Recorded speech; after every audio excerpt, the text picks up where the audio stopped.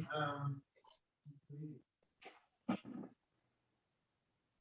So, looking at the agenda, trying to get whether there are other announcements.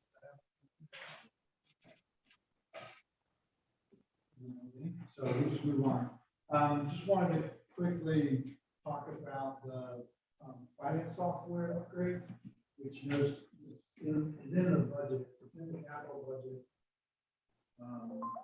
There's this one-time expense of $100,000.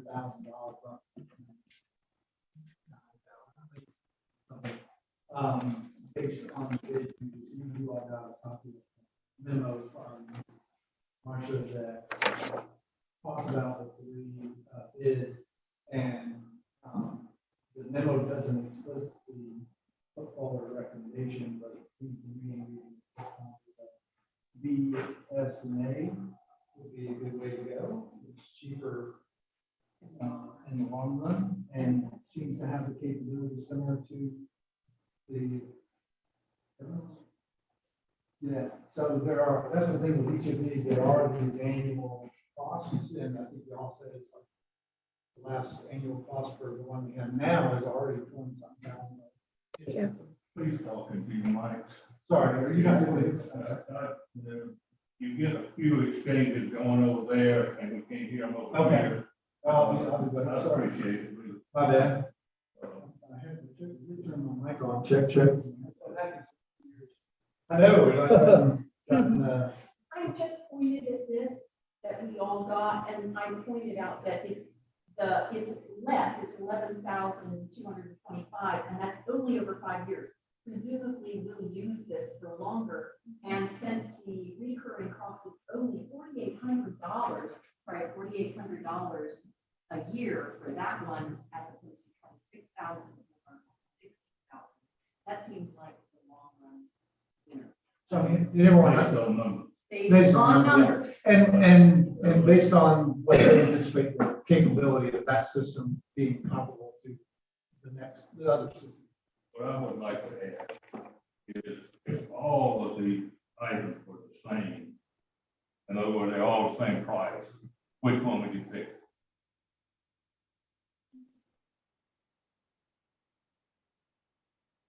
Probably the one that had the most, you said if they were all the same price, correct? Yes. So the one that had the most upgrades as far as technology. That was Edmunds, wasn't it? Did you say? What do My read on the memo was Edmunds and BS&A have similar capabilities. I wasn't sure if there was one was better than the other, but Marcia's memo sort of highlighted Edmunds has the additional citizen participation things, the GIS, like if you spot a pothole, you can report it and tell them where it is. And but I think BS&A.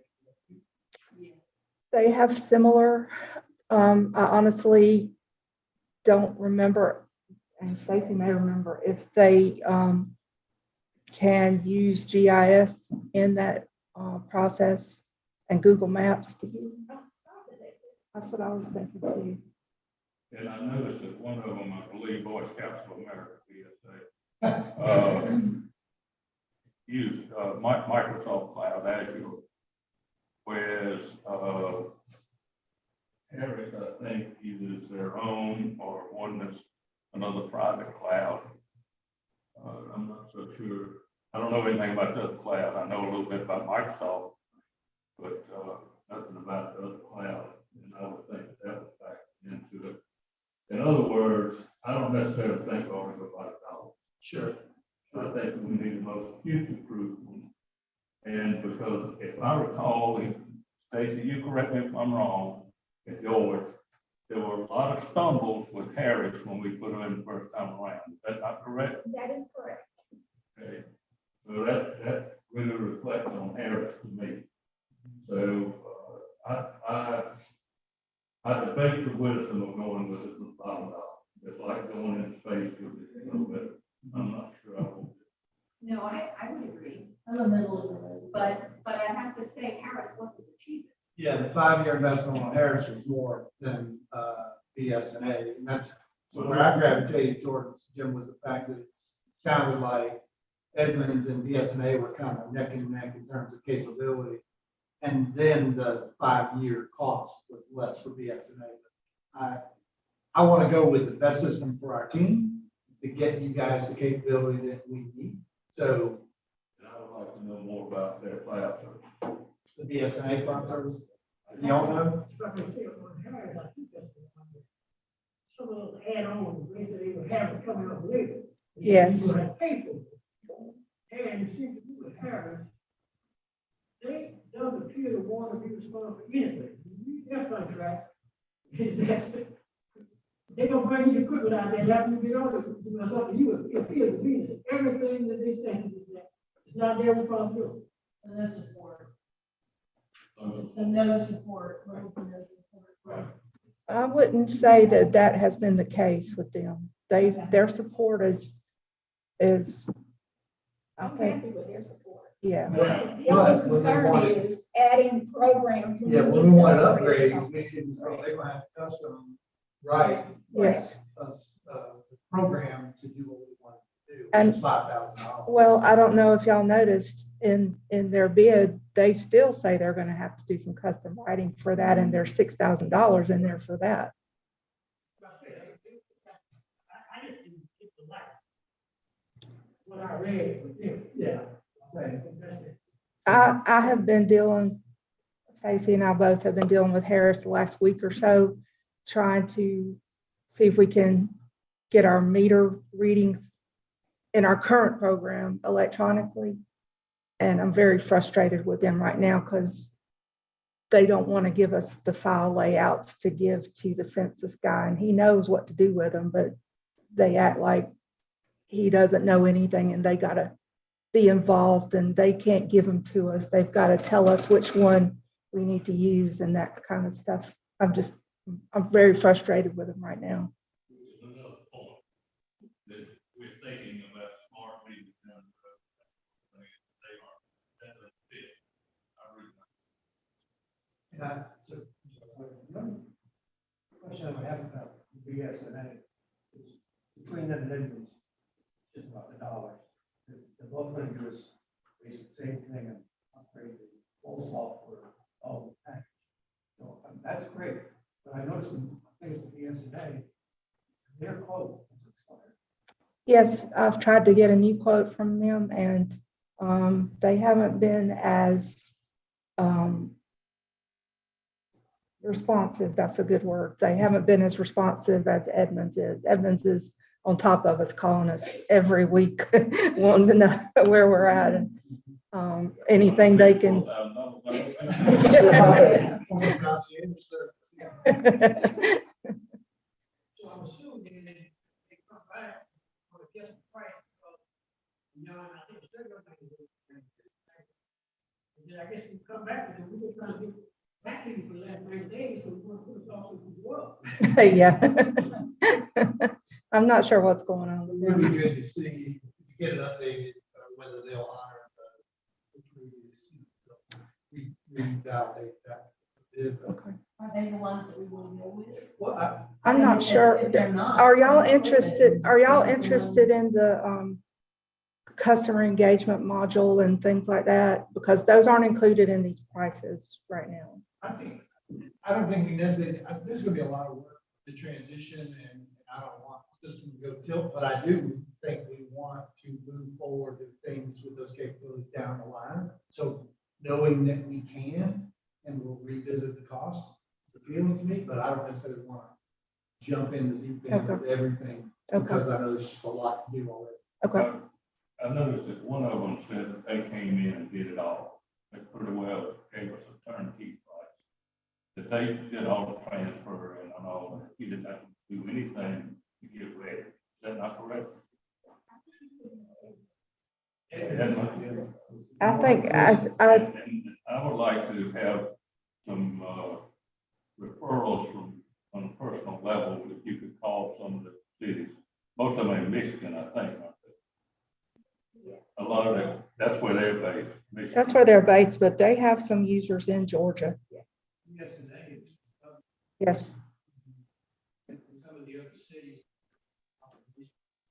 numbers are more in line with what we are. area.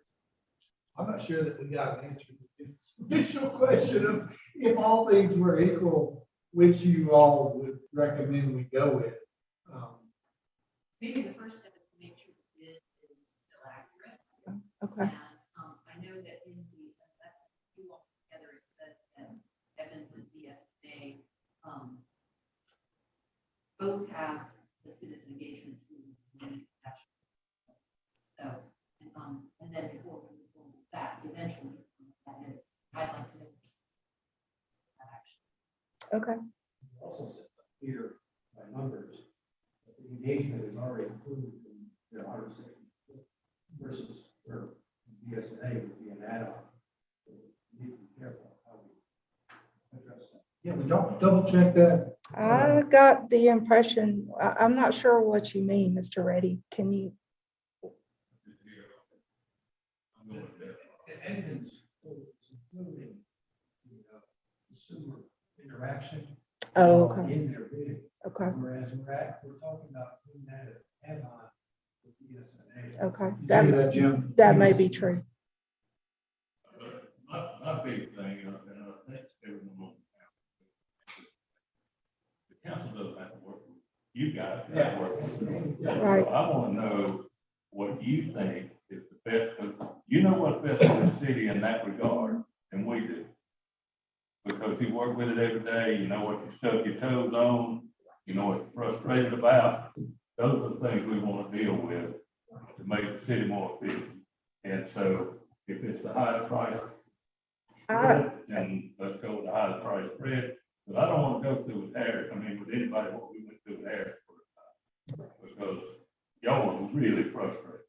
Wow, it's our fault. I feel like in some ways, the Harris new package is, this is a term that we used in IT a lot, putting lipstick on a pig. I feel like they've just made it fancy looking, but it's not the same database.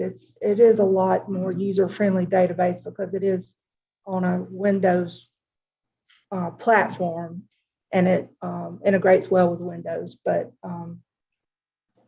in a lot of ways, I feel like it's just updating the user interface. And in today's world, I would like to know what's possible about the cloud and its security. Well, I can't remember if all of them do, but I know at least one of them offers either a cloud or a server version. Yeah, I saw that one of them on site. Yes. Yeah. But in today's world, I would think server, if it's a few, Mhm. that would be my thought. If I had to pick one right now, I would pick Edmunds, but they did I felt like they did a more comprehensive demo for us. I felt like we saw more stuff in that demo. And Stacy, she can disagree with me, I don't care. But and that was also the last demo we saw, so I don't know if that's tempering my judgment, but I liked everything I saw in Edmunds. It's not a Microsoft thing. Not Linux. I don't have in front of me what it is, but I can get that information when we come back with. I would say when it comes to conversion or training, Harris would be the easiest to move over to their new system. However, I do not think long-term they'll be able to accommodate us as far as technology goes. I don't think they'll have regular updates for us to maintain a certain level of. That's kind of judgment I was looking for. So is that, sorry, I missed. So Harris would be, So it sounds like Harris is from several angles, one strike off. Yes. Yeah, and then just move forward with analyzing the PSA. And correct. Okay. and maybe if you, so let's get BSNA to confirm their bid, but also ask them to give us the specific, make sure we're comparing apples to apples. Mhm. Like Mike said, if the one larger bid from Edmonds includes the civic engagement pieces, ask BSNA what the civic engagement pieces would cost Okay. on their end, so we can Okay. have apples to apples. Does that make sense? Yes. I have a question. You were talking, the other day about possible expansion. What type of expansion would they provide? Would they provide enough, space in their system to be able to expand, or, would that entail something else? Or, you know, Not in terms of amount of data, amount of customers. amount of data and possibly the amount of customers. Because they are all cloud-based storage, so Yeah. presumably they just increase the storage capacity we prescribe or subscribe to. Yeah. Does that come at an additional cost? I'll ask. Generally comes at an additional cost. Mhm. Well, I would think it would, but I didn't know, and that's why. I think there's a baseline cost. I mean, it's very easily done. I mean, some computer systems like what we had before were not. And by the time you play with it, trying to get enlargement size, you ran into problems. The capacity of the unit itself wasn't there. So another question, Marcia, Stacy, is this cloud storage system that they use, is it Amazon Web Services, is it Microsoft? Whatever, and then also to Jeff's point, as far as like the, how much capacity, storage capacity we get for the cloud service at the baseline, and then what would be additional cost? Joe, create that. All right. Mr. Mayor, could we not agree that the people in the office, between you and the city manager, could make the decision between the two, whatever they want to do, they don't have to come back to the council again to get this done, in other words. At this point, I think we all agree, one or two that they're gonna pick. And so I don't see why we have to get involved. I think part of the question is where the money's going to come from. Bill and I have actually talked about possibly paying for the startup costs out of the capital budgets, not budgets, but funds for electric, water, sewer, and general capital projects from this year's money. I mean, not waiting for fiscal year 23. Because that's probably where it would come from anyway, if we're taking the money from where it's supposed to come from rather than paying for it all out of capital. And we've got plenty of money in all those accounts, so. But Bill, do you want to add anything? Does that sound right? Yeah, I agree. So, in order for you to earmark it this year, you have to have a contract. Or authorize that payment out. Yeah, we'd also have to do a budget amendment. Yeah, we can, so. Yeah, I think we got We're coming up to to a short time frame. So, can you manage, reschedule something, right? Yeah. So we can move forward with the allocation of funds. And probably by next Monday, we can have a formal vote on the contract approval, just have that on the books. Since our charter does say, I think that the council has to approve the contracts. So Okay. if we can get those questions answered by them, otherwise it's approval for us to determine the best of those two and then sign the contract. Therefore obligate the money from this year's budget. Yes, sir. We're talking about hiring an engineering firm.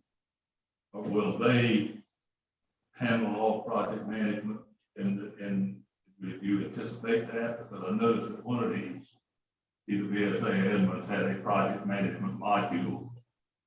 And if we have somebody that has project management experience, they could look at that module and see if we don't hire an engineering firm, then we'll need a project management module with all we've got going on. So I would think that it would be to investigate that to some. And I think it is good that we have the software for tracking internally, but, really, when we talk about project management work from the engineering consultancy is doing the legwork that's needed to keep projects moving forward that we're working. So it's less about the software, the project management software, more about being boots on the ground and doing the legwork and all that. So, but absolutely, we can continue to track everything in that system and internally use the discipline of project management, make sure we're staying on task. But yeah, a lot of it's about like, we need someone to follow up with so-and-so and then work with so-and-so on this. I mean, it's really kind of been expanding our bandwidth in terms of managing all the work that needs to be done. But does that answer your question? In this case, do we need an engineer to do that? I mean, it seems like that's just a typical project manager that will do too much of that. So the consultancies that we had looked at and we brought forward to you all the recommendation packets, they provide design and engineering services, so architectural engineering services. They also provide project management services. Yes, it wouldn't have to be a professional engineer, a PE that's going to be the one doing project management. Depends on what's needed. But like if a part of that work may be going to a meeting with GDOT, or go with GDOT on something they need engineering expertise. But in other cases, it may just be providing the oversight on projects. So I assume we have a schedule for the payment cost. Engineering services versus non-engineering.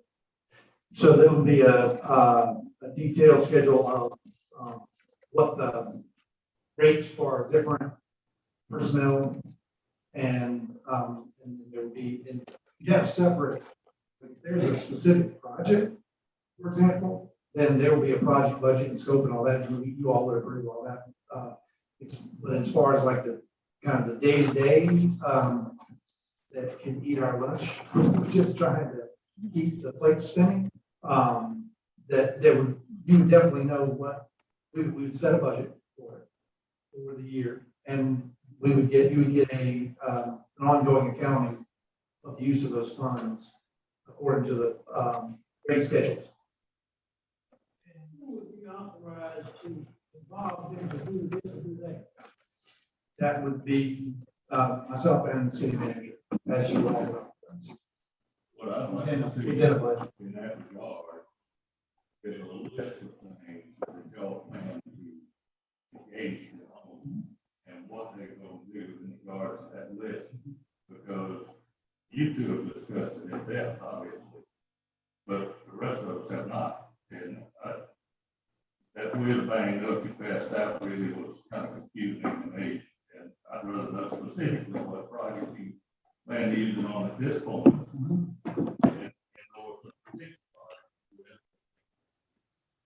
And I didn't mean to bring this up right now.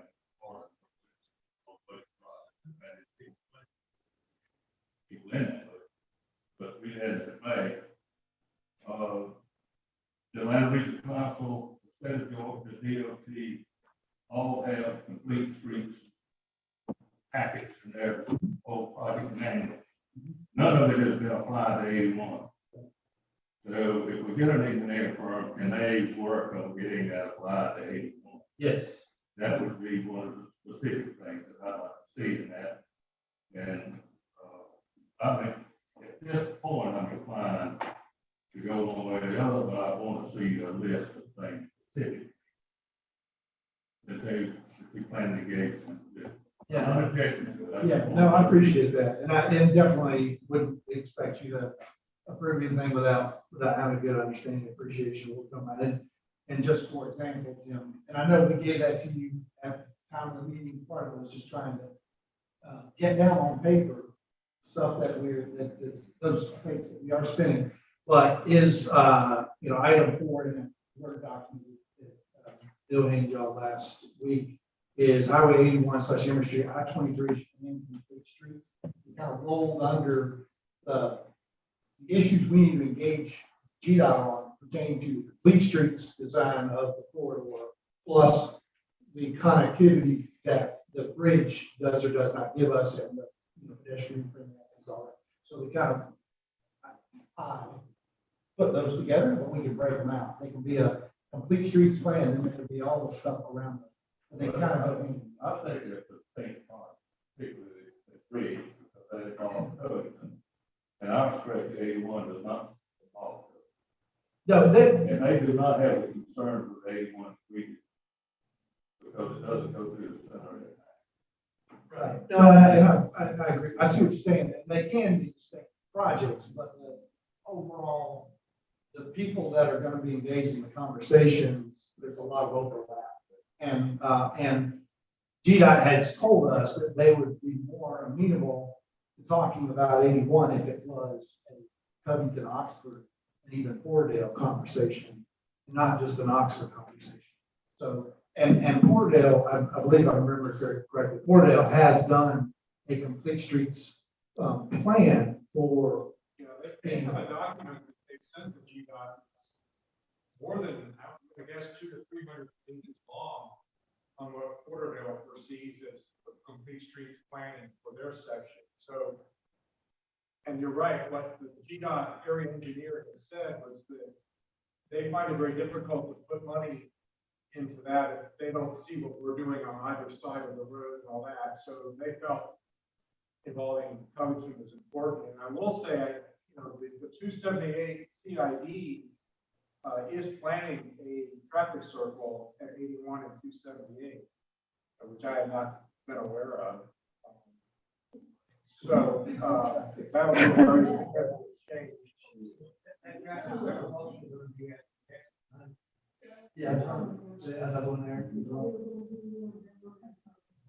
So they've got several circles in place. If you want to know what it's like, look at one more thing, very off the and then you have to. So I think with that traffic circle, it'll be important for us to plan for that. Yeah, just the fact that there are these various players down on long 81 all the way through town, and you know, there's the ongoing conversation about also the intersection of 81 and 142 north of us. And that was I think, a stopgap measure that was done that isn't necessarily the end all be all of what may be done up there too. So, yes, Jim, I mean, I think that's an example of that. Complete streets, particularly through Oxford, where we have, you know, safe passage if you're on a bicycle, there's a bike lane, you know, to keep you out of vehicle traffic is an example of something we would have to work doggedly and in a coordinated fashion. Yeah, and I would count that as being one of the things that we would need help with.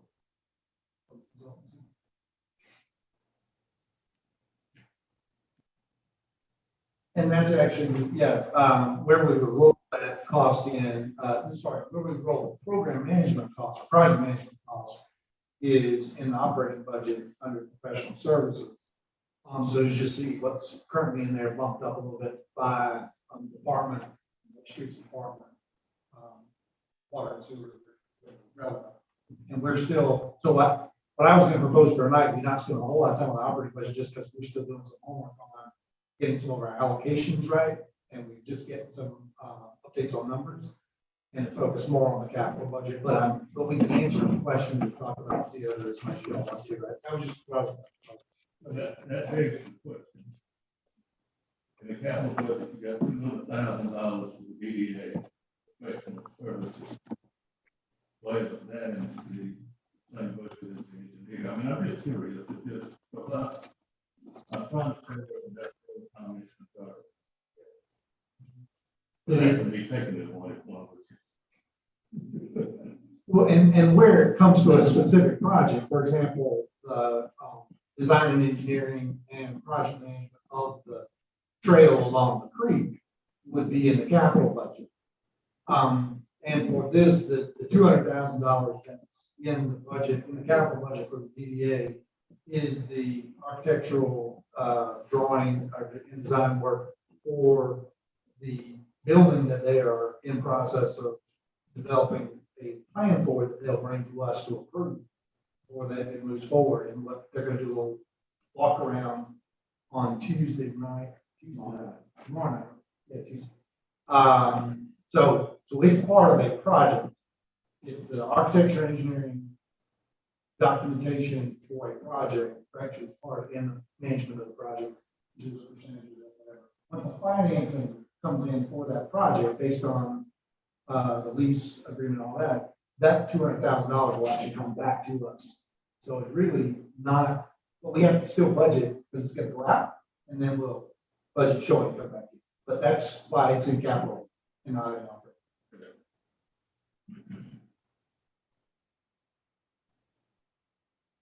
So we close on the, I just want to make sure we close out on the finance software upgrade. We'll bring specifics back for you all to vote on Monday of approving the contract to move forward. Whether or not we have the specific company identified, we'll have the parameters for you all to give us approval. That's smart. Okay. So again, happy to answer questions you all have on the operating budget. Just a couple of comments on that is that one of the things that we've done historically is we just decided we always decide in advance wholesale that we're going to move a block of money from the electric fund and water and sewer fund into, say, the operating fund. And then but actually we've gotten to a point now where last year, our operating fund operated at quite a bit of a surplus, and the year before that it did as well. So we're trying to before we talk about transferring funds from one account, one fund to the other, we want to make sure we get the allocations right. And for example, the billing associated with electric utilities should be allocated to the electric fund operating account, not the general government operating account.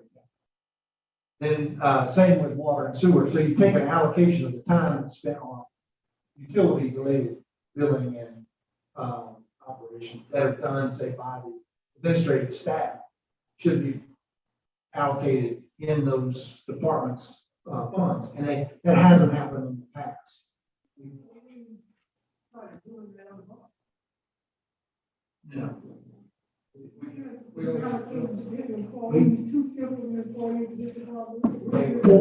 Within Jody's department, we have split allocation. Some of his guys go partly to streets and partly to sanitation, and part to electric, and part water and sewer, depending on kind of what they do the most of and what percentage of their time is spent on. Like the grounds maintenance guys are pretty much exclusively under the streets department. It wasn't done, yeah, we didn't allocate out our admin staff to the account, to the different departments they were supporting, our funds they were supporting, activities they were supporting. So we're trying to get that. I think one of the first times we did kind of an allocation, that was a few years ago. We said, well, how much of the time of the staff is spent on, say, the electric utilities? And I think when we figured it up at the time, it was like $120,000, something like that, of funds that should have been being spent out of the electric fund, what was currently being spent out of the general fund.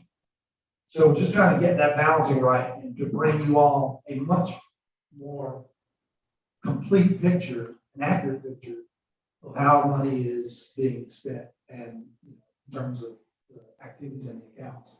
And then and then once we get there, then we balance through interdepartmental transfers. That's why I didn't necessarily want to spend, but I want to answer the questions you all have. Like if there's a line item that jumped out at you as you're looking through it and you have a question about it, we can talk about it. But there's still some homework that we have to do to bring you all to consider.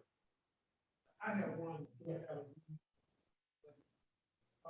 I thought that a question about new computers, laptops, or we got laptops, what, 7, 8, 9 years ago? I thought that was replacing those for both people. I don't need a laptop. They take that shit and take that. I'm not sure about that. I answered the question yes about the laptop, but I thought it was really more than, I mean, personally, I don't really, I don't even, when I got, now, once I get it working, then I'm like, it's okay. I don't really need, for you to take that out. Yeah, we had, as you remember, yeah, we bought laptops for every council member. And then I think most everybody turned theirs back in, I have no idea. And so we're not looking, unless there was an individual that needed a laptop in order to stay connected to George, like during the. You're supposed to maintain the record of all official government. I wouldn't come to your laptop, not mine, because I don't want to keep all that stuff. I'd rather have one so that I don't have to worry about deleting something that shouldn't be deleted. It can stay there because it's government property. That's all that. But I will bring mine, and hope I get back on email. See, I have not been on email this year. No, not through Oscar email. I haven't been through my personal email. Which is something else we need to look at. I'm gonna ask you, who devised this current capital budget? Who was involved? The capital, but so if you want that, first of all, I want to make sure, or any other question on operating budget, we can dive in. Now, we start on the capital budget, then we can invariably get sidetracked onto the operating budget. Well, I mean, the question that George, you were asking, that, yeah, I guess that was actually a capital budget question. Oh, Yeah, that's under $5,000. That's not a capital. Under 5,000. Yes, okay. So I just want, are there any other operating budget questions? And then but I mean, I can answer your question, Jim. Just a second. I do, I mean, I have several small ones, but I'll hold those. I mean, that's, yeah. I've got, because they're, you know. My big one was why are we transferring $430,000 capital fund if we then are putting the whole $107,000? That was, again, to my point, it's kind of like, And I suspected. those are, going to- yeah, and the things at the end of the budget are, you know, they're all formulaic, they're pulling from the other company, so got to get front end stuff right in terms of allocations, and then see where we are in terms of surpluses and deficits. But like right now, there already is built in, say, on the operating budget for the general fund, and transfer in from the electric fund and a transfer in from the water and sewer fund. And so the number at the end of the sheet for the operating fund, I think, is showing a surplus for operating fund. It's showing a negative. That's the total. That's the total. So Okay. for what I'm saying is, under general fund, you see we're at $78,000. Okay. Okay, cool. And I looked at them all. And so it's, Now, there's, that's fine. but we gotta get where that is a real number, like, is it really $78,000, or is it actually, maybe it's $200,000? Because we take some of it's currently being charged against the general fund, like under general government, that should be being charged to electric utility. So we're just trying to get, that's why I'm talking about getting the allocations right, but at the end of the day, we have to have a balanced budget. And one of the ways we have in the past balanced the budget, though, is carry forward balances from the previous year, particularly like it's operating budget. Yes, some carry over. So yeah, I mean, that might be a case that we. Right now, the general fund, I think last year there was $100,000 unassigned fund balance. This year it's zero right now, so that's 78,000 surplus, isn't counting any kind of unassigned fund balance from the general fund, but it is counting money coming from electric and water and sewer. It isn't necessarily, doesn't have any meaning to it, it's just a number of historically been used. Any other questions on the operating fund? Okay. I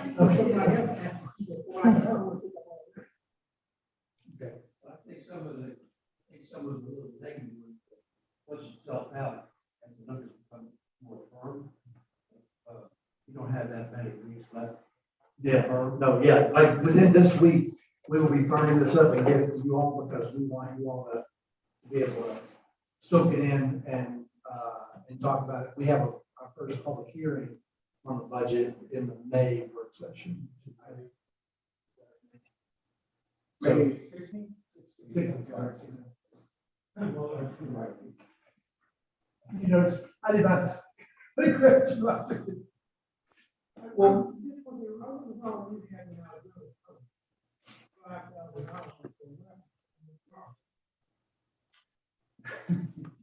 and I think that's one of those examples of something that's carried forward, put in the budget previously and has carried forward. Yeah, Jim, Mike will speak to that. But I think that's what we had. That was a couple of years ago, pre-pandemic, when the use of the Yarborough House clearer than some, and we had to protect the city paying for electricity and maintenance. So that was mainly just to keep the lights on and all that for that building. I'm saying, I don't know why, I mean, I think a budget is probably. We don't just throw things in, just throw things in. So I'm just wondering, I mean, is that okay to put something in, there is no such thing as a weapon center? And there's no need for us to have money in the budget for that, to me, that's just my. Well, to Mike's point, though, as far as expenditures, we have been spending money to keep the lights on the building. I mean, I say keep, you know, it has utilities sticking around to it, so there is a utility bill for that bill. Only thing I said, I mean, to me, you know, something like this goes out in the public look at this, they want to do.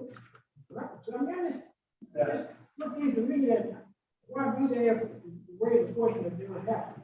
It's not a welcome center. I'm just saying, in here, what it is on paper. Yeah. Well, that was the term. I understand all of that. We'll make that, we can make that change just to be, You have to go by what They the are. numbers say our budget. we can just change that to be Yarborough House That's why I said, I know the bigger form of it, like, I know everything. operation. But, you know, for me, I know, maybe I should be so particular about how we do it. I have a bunch of little too, George. but- Well, so, and again, I want to address all the little ones, but I also want to be judicious in our time tonight. I'll let it go. It's just a big old. Yeah, let me just answer Jim's question. I mean, the capital budget you all received is essentially the capital budget that was developed 3 years ago. And things have just been pushed forward each year. And so it is time to take a critical look at what do we really need to get done? And what can we reasonably, and what do we have to get done this year? And what additional things we'd like to do that we can reasonably do this year. And then, of course, obviously, we want to have out year planning, but we were pushing forward a wish list every year. And so this budget, Jim, is the budget that was created 3 years ago. It's just kind of pushed forward. And so there's, when I look at it, yeah, sorry, that's it, I'll stop.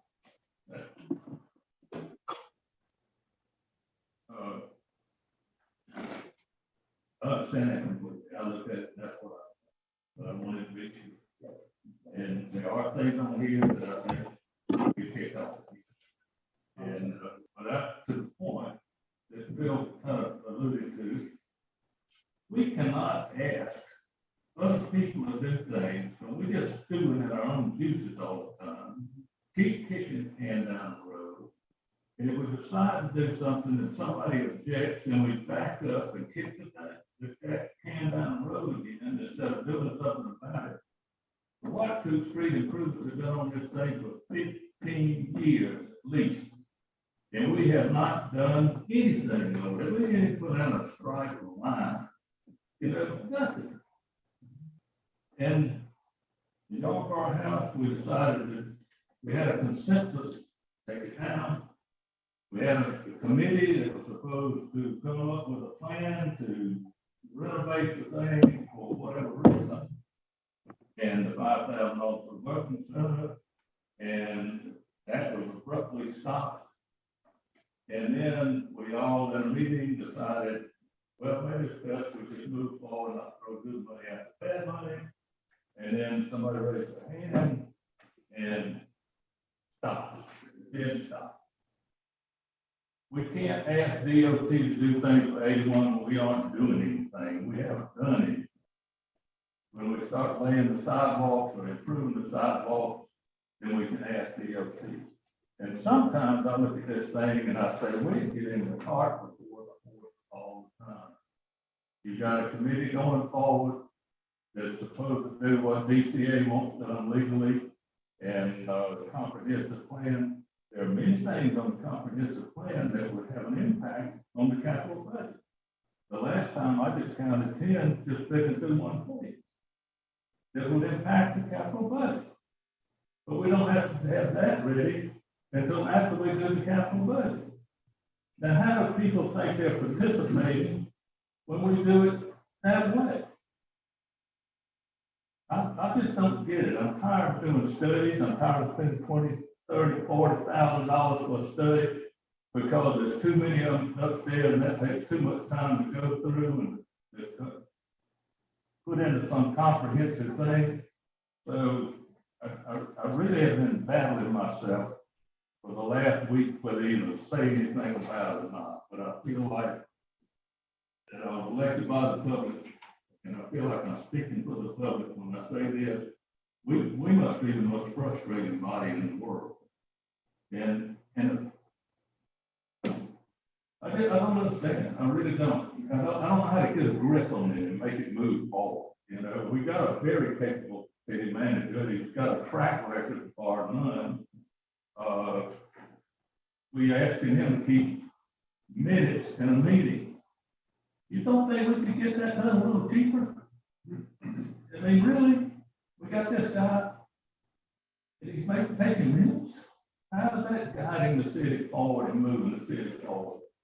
We got a lot of things to rethink that does not just the capital budget. I think we ought to highlight the things that we need to go forward with and put everything else on the someday capital budget. That's my opinion. Thank you.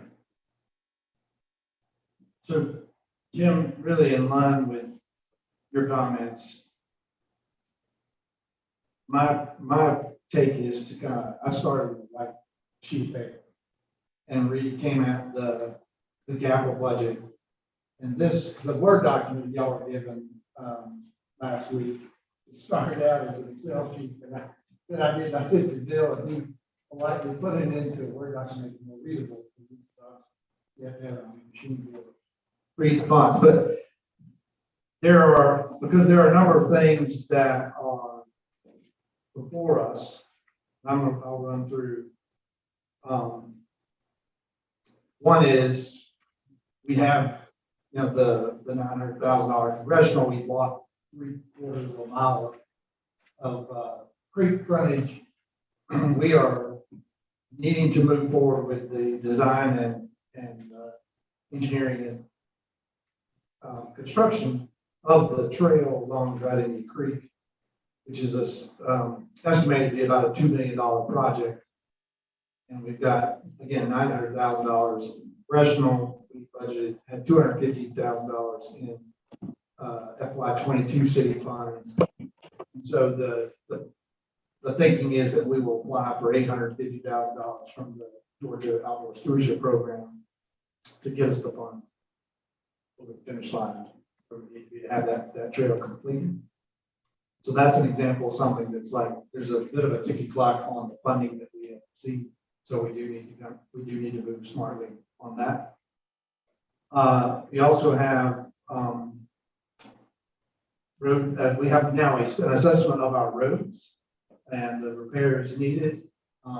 We just got in today the 10-year schedule for implementing the repair and resurfacing of those roads as opposed to the 5-year schedule that we had initially. And so it is $600,000 for FY23 would be the budget for the capital budget to to be moving forward on that schedule of moving all of our roads up to a good condition. We have identified a number of water lines. We applied for a grant. We tried to get a grant to get us about $3.5 million worth of funding. We were not successful. But we have in the bank ready to go with ARPA funds and with our own funds, 1.2 million roughly of funds for water line replacements to address some of the transite, am I saying it right? Transite pipe in some of the areas where that needs to be as a priority, get that done. So that there's a public health imperative to move forward on that. Then we have our Emory Street sidewalk project from Soul Street to Richardson Street and from Soul Street to Watson Street, which I put at $1.5 million. And then we talked about our software upgrade. We'll actually do that under FY22. The other, another big item that we have is, which will not be all in FY23, but is a big thing to consider, is we just got numbers from Trace Thomas over at Covington, he's Covington engineer, about improvements of East Soul Street from the creek, essentially, or just before the creek, all the way up to 81. His initial number also included improvements to the intersection of 81, and the estimate was roughly $6.5 million, somewhere in that. In front of me, but is that right? Bill? Roughly 6.4. So obviously, you know, my takeaway is we're not going to pay for improvements on 81, certainly not ones that we're driving. We're not driving, someone is driving. But the linear feet, dollar per linear foot cost of full depth reclamation and replacement of the culvert over the creek is a $3.5 million job. So obviously, again, I'm not looking, since I didn't drive that, I didn't make that happen. I'm not looking for Oxford to pay that full bill, but that's a bill. We got to have somebody. So back to kind of, we need to move forward and make sure the county, city of Covington, GDOT, the state of Georgia, who pushed the site, that they're behind the road improvements that need to be made. And that's just our, 3/4 of a mile. What did we say we're trying to keep? I think it was about 6 minutes. Yeah, so 6/10 of a mile, 3.5 million. There is over $15 million worth of improvements from that point going east out to Alcova Road. So there's a lot of money that's going to need to be put into road improvements, and we want to make sure we do what our piece was, and then we're working on who's going to pay for that. So in my mind, Jim, those things are like we got to get them on the books and get funds for it. And then there are some other things that are on the list, like the multi-use trails where we're working to move out on the one up there. So I kind of take it a very pragmatic look and say, what do we got to deal with right now? Can you not take this list and translate it to the capital budget, just as you just did now, and give it top priority, and then the other things in the lower priority, and some of them drop altogether. Yeah. And move forward in that way, because if those are the things we need to really be focused on, let's package them so they will be focused on. And maybe this software we're looking for will help us track that somewhat, but I'm not going to use that as an excuse for us not having to get done some of the things we should have practiced. I don't think anybody on the council can get that. May I ask a question? Yeah.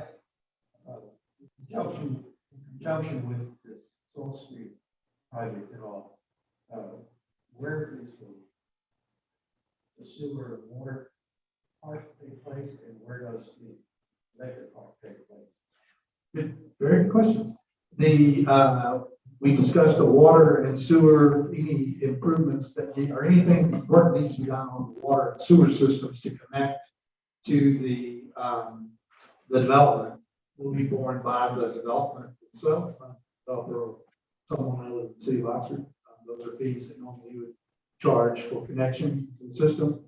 It is possible that we will need to negotiate with Newton County Water and Sewer Authority and City of Covington to acquire additional sewer capacity, because we're probably about at the top end of what we currently own, which is about 75,000 gallons per day, something like that.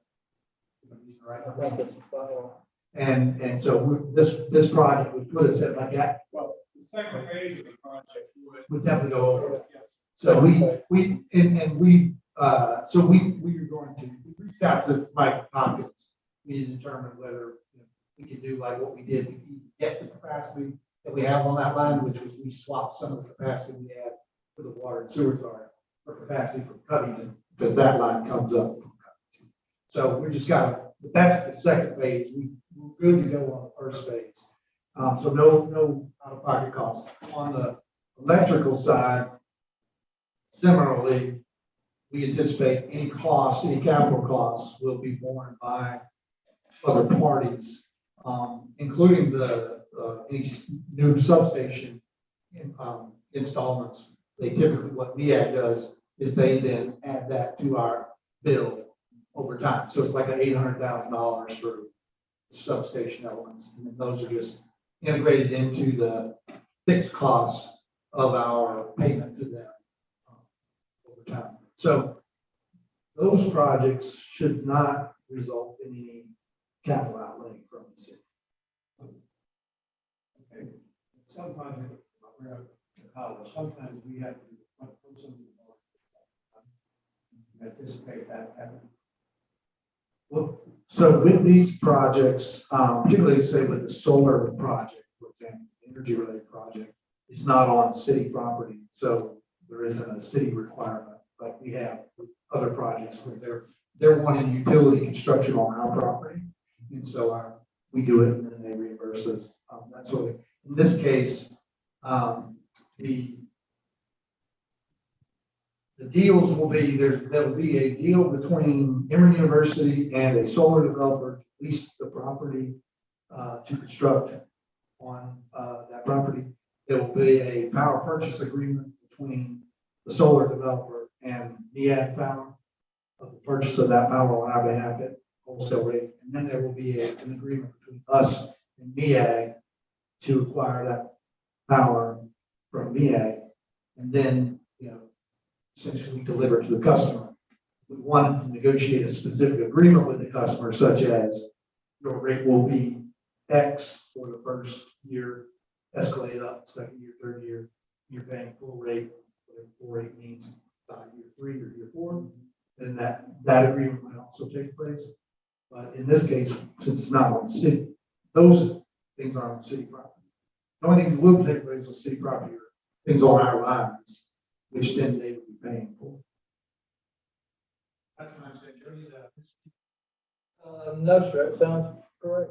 What they explained up. But there's a lot to do. There's still a lot for us to do. No, he was asking if that had an impact on.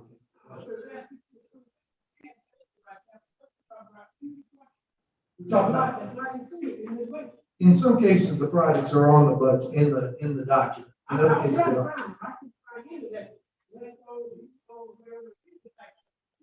So you're correct that the East Seoul street improvements is a new thing.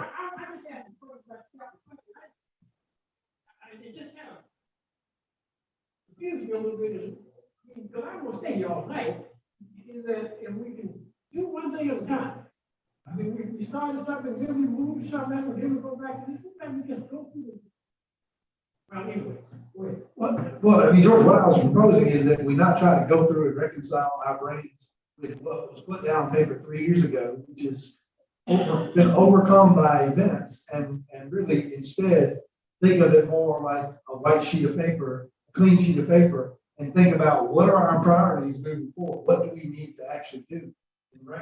And the things that I just laid out, if you include the $3.5 million for the road is $8.9 million, almost $9 million worth of capital expenditure. And then we gotta figure out 5.3 million without the East Old Street project. So there's a lot just that is pressing on our plate. And then our wish list of stuff, beyond what I went through just a minute ago, is nice to have and we'd love to do. See, that sheet we talking about, he had to let you know, that was what we sent out as capital budget, and the capital budget detail. My concentration was on what was on this paper and the detail of what the information all over. All that other stuff is no way in the world, that was gonna be in one budget. That was just a wish list. So there's some things that have to be inserted, starting with FY budget. Okay, it's not on this paper. We just got that information today. Some of them are like the Dry Indian Creek corridor. Capital budget, add X, Y, Z. Okay, that's no problem. I just don't want to stick it all night waiting to get to the capital budget. I do have something else to do. The second, or the first project actually that I mentioned was the design, engineering, construction of the creek trail. That's under Dry Indian Creek Greenway / protected corridor, where there is a total cost estimate of 1.2 million, which I'm telling you is updated is more like 2 million. And that we now know that we have $900,000 of congressional money in hand. And we have money, $250,000 in the budget that we can then, we have a shortfall of $850,000 that we need to go after grant funding for. So that's in the budget. It's just the numbers have changed. Yeah, I mean, I think David and I don't spend hours, we just spent skipping dinner and talking about it for 45 minutes. That's the extent of what David and I have done with the capital budget. And what I didn't feel qualified to sit up in my office over the weekend so that I couldn't do this.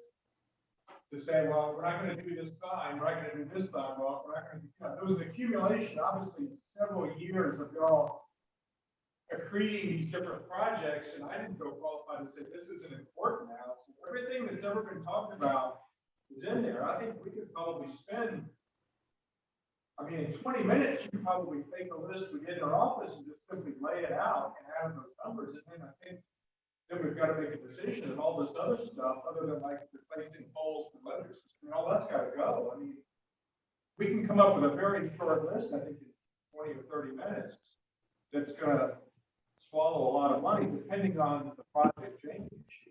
I think that's obviously still developing, but. That's what I was trying to get to a while ago. Right. Translate this.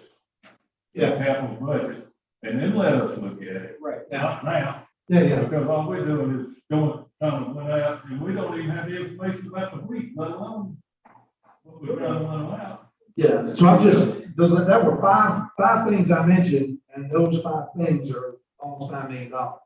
And so I'm happy to go through and start from the top and go through things if y'all want to about like, is this one of those things that can go away or we can push out? And let's focus on the things that are short range targets that we know we've got to get done.